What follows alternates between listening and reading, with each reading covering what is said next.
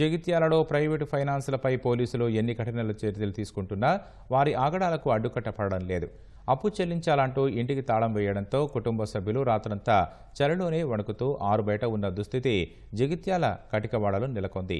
రవి అనే వ్యక్తి 2018లో ఓ ప్రైవేటు ఫైనాన్స్లో 4 లక్షలు అప్పు తీసుకున్నారు. ఇప్పటికే వడ్డీతో కలిసి 7 లక్షలు చెల్లించారు.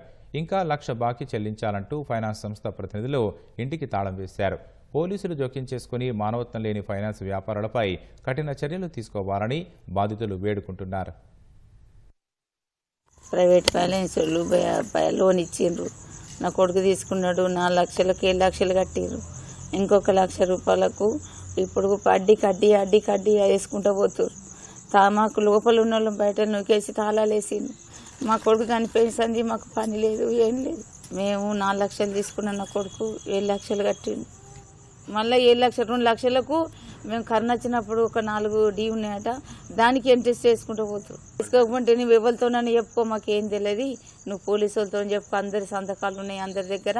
మేము సంతకాలు తీసుకొని మేము ఇచ్చినామని అంటారు.